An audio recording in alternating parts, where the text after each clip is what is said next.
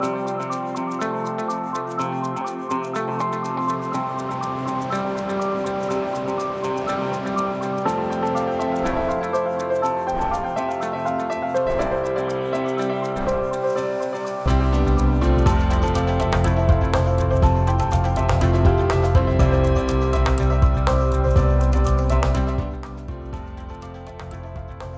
afternoon, and thanks for joining us. I'm Judy Simpson. Our focus this afternoon is on a project to protect songbirds that nest in hayfields.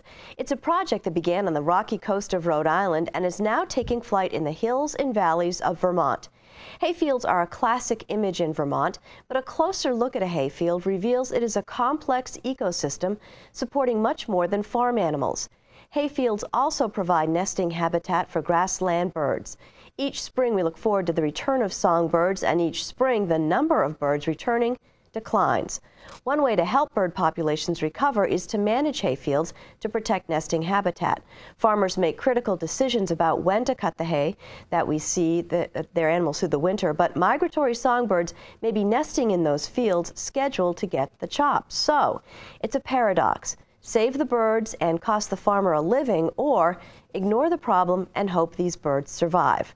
Well, researchers at UVM and the University of Connecticut are looking for solutions that provide incentives for farmers and protection for birds. Joining me are Stephen Swallow, an environmental economist at the University of Connecticut, and Lisa Chase, a natural resources specialist with the University of Vermont Extension. Welcome to both of you. Thank you. Now, Stephen, what's an economist doing working on a project to protect birds? Well, environmental economics is about trying to help find a balance between the environment and the economy.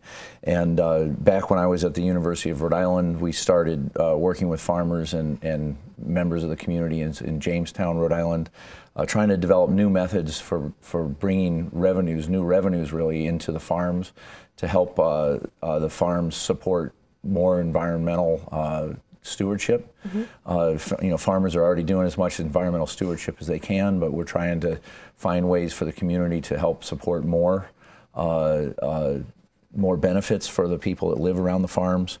And so those folks that live near farms and are concerned with sort of the rural quality of life, the rural character, or just having a functioning ecosystem in their community, we're trying to find a way to help those residents support the farmers, keep the farms viable, but also recognize the farm as an ecosystem that's healthy for the community. Were people pretty on board with that idea? Were they happy to sort of have this conversation and to be able to help out? Sure. We had a lot of success the first couple of years, especially in 2007 and 2008. We had a lot of interest from the farms, from the residents of Jamestown, Rhode Island, and we ended up able to support 5 fields over the couple of years. We got a lot of feedback, and we're trying to keep the project going both in Rhode Island and now expanding into Vermont.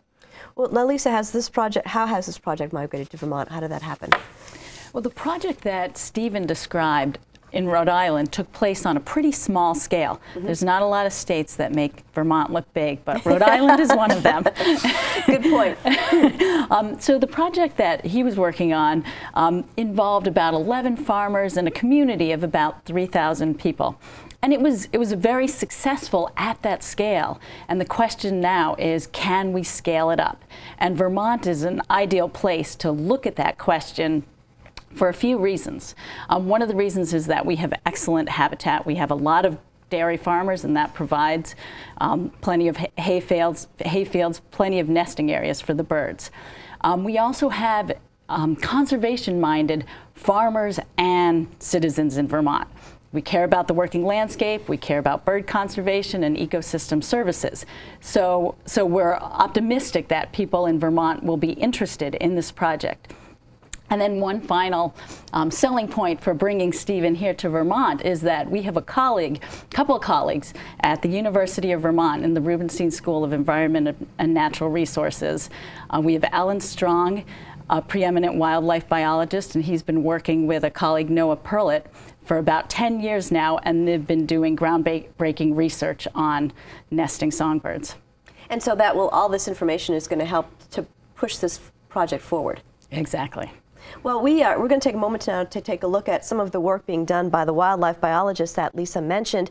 Here's a video clip produced by Peregrine Productions of Waterbury. The agricultural industry is really the reason why these birds are here. If we did not have a dairy industry in the state of Vermont, there would be no grassland songbirds. And so there's really this very tight relationship between bobolink, Savannah sparrows, and the agricultural industry. And as that industry thrived, even more so 50 or 100 years ago, we had even higher populations of these birds. And as we've seen a decline in dairy farms, number of farms has decreased, the numbers of farmers have decreased, a lot of this land is reverted to forest, the populations of these species has declined in the Northeast and in Vermont similarly. Bobolinks and Savannah sparrows are both using the hayfields for breeding, and they're completely reliant upon it.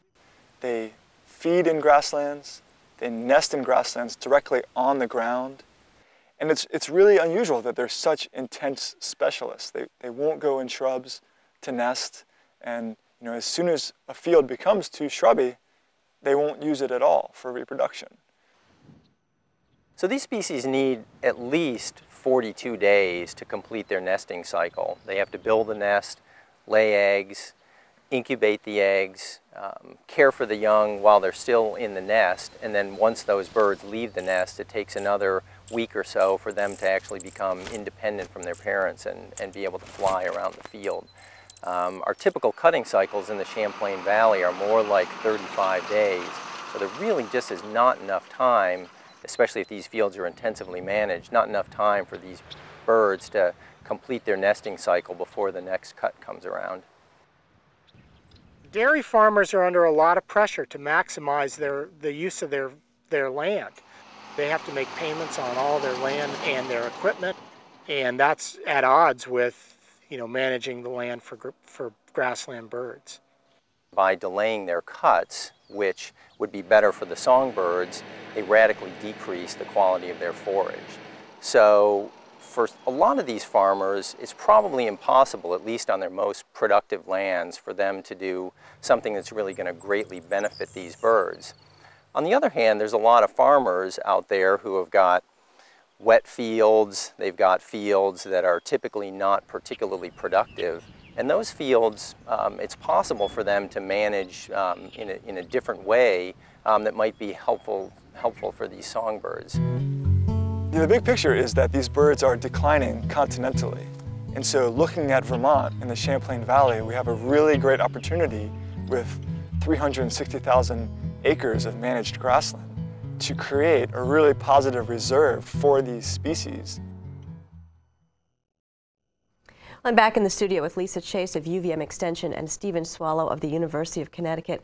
Lisa, tell me about the project that you're working on now.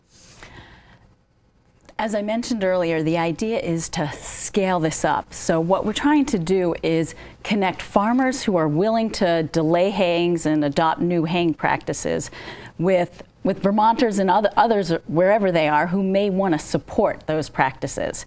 So Stephen has pioneered this research in Rhode Island, and now we're taking it to a new level in Vermont. Sure, and what we're trying to do is develop new business processes, new ways to. In some ways, people think of it as a donation, but we're trying really hard to focus the contributions that people make on what the farmers are able to do that matters to those folks. So we're looking to develop a process that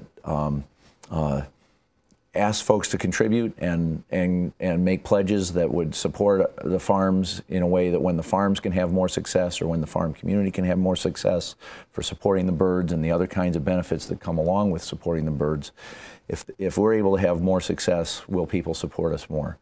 In a sense, we're also a little bit different than ordinary philanthropy. We're trying to tie together what it is that people are contributing to and what it is they get. So if you think of, you go to the farms, you buy some beef. When you get home, you don't expect to have carrots instead of beef. Right. So what we're doing here is we're trying to say that if you want to support grassland birds, if you want the farms to be able to do better stewardship for the birds and work the birds right into the business plans and keep the farms viable, but also have that functioning ecosystem like we used to be able to have 100 years ago before the farms were under so much pressure, then we're asking folks to contribute to help the farmers do that and keep themselves viable. And then we are trying to be as efficient as possible with folks and the contributions they make. So again, if we can have more success, our approach is going to be one that asks folks to support us a little bit more if we're having more success. Mm-hmm. It's new when folks come in and they decide to participate and support this project. We're going to ask them to read and think about a little bit of a new approach, but it's really not that hard. It's not that complicated. It's actually quite simple, but it does take a little bit of getting used to. Mm-hmm. And once you get used to it, you know what we'll be doing. So the farmers would actually be compensated for not haying early, financially compensated. That's exactly right. Yeah. Yes, and so we've been through Alan Strong's connections working with farmers for the past 10 years, doing research and UVM extensions, relationships with farmers. We've been able to identify several farmers that are interested in delaying their cuttings. However, they need compensation. I mean, this is how they make a living. And that's where the contributions and the pledges come in. Yeah, so part of what we're realizing here is that while farmers do a lot of environmental stewardship whenever they can, they're being pushed to the point where they're having to hay a lot earlier. There's actually, we're warming up a little bit earlier in the spring, and that's allowing, pushing all the farms really to be harvesting their hay or grazing more intensively earlier than they used to. Some of these birds, they're arriving from Argentina. Some of that was reviewed in Alan's clip there. They're arriving from Argentina. They're trying to nest right away, turn around their reproduction as quickly as possible. But unfortunately, that happens right when the farms need that nutritional value in their grass. And with all this competition that farms face, it really is quite costly to really incorporate the birds more. So it's necessary, in a way, to recognize that people are a limiting factor on all sides of the equation. You know, the farms are needing to work their land very carefully, and the folks that are using the farm products are sort of, you know, the food, the fiber, the grass-fed beef, whatever it is. They're really creating a lot of demand to work that farm, and they're also sometimes the folks that are building the houses that take away habitat as well. Mm-hmm. So we're trying to say let's share the costs. Let's not try to dump it all on farmers. Let's try to have the farms be viable and have the folks in the communities that benefit, that really value the character of Vermont's agrarian heritage, which frankly is almost, well, it's very different in Rhode Island. Mm-hmm. Very much smaller, not just because Rhode Island's small, but because we've pushed that state's land so far. Mm-hmm. Less try to have a more sustainable sort of farm ecosystem. So what you're trying to do is not only to sell farmers on the idea, but also consumers on the idea that grassland birds can actually be another commodity. That's exactly right. And in the past, there have been some federal programs that have supported farmers who have been willing to to change their haying practices. Mm-hmm. However, with the federal budget these days, funding for those programs is uncertain. And if there is funding, it probably won't be very much. So the idea with this project is to be able to come in with some true compensation for farmers for what they're giving up to help them with farm viability, while at the same time helping all of us with grassland bird conservation. Well, just to add one thing to that, even with the former federal programs or some other programs, a lot of those were not really built in a way to help this be part of the farm business. It was almost, you know, asking the farmers to do more, and a lot of them do more, but they weren't really able to get enough compensation to really make it part of their business. And so, sure, it helps, but what we're trying to do is see if we can find a way to make this help better. So what can people do and how can they get involved? So what we're asking people to do is, watch for some advertisements that we're going to have in newspapers, but ultimately, one way to get involved is to get on our website, which is www.bobolinkproject.org. You can call my office phone that's on the screen there, 860-486-1917. If I'm there, I'm going to answer the phone. If I'm not there, there's a message device, but usually I'm there. And I try to respond to all the phone calls as quickly as possible. But on the Bobolink Project website, bobolinkproject.org, people are going to have a chance to learn more about the birds. There's going to be some links for more information, and there's a way to come in and contribute. And then we'd ask folks to come in there and be willing to make a pledge. Once we figure out how much pledging we've got, how many folks are willing to commit different amounts of support for different success with the number of fields that we might be able to support, then we'll do some net billing at the end. Terrific. Thank you so much for joining us today. It's a great project, and it's a great website, too. Okay. Lots of reading.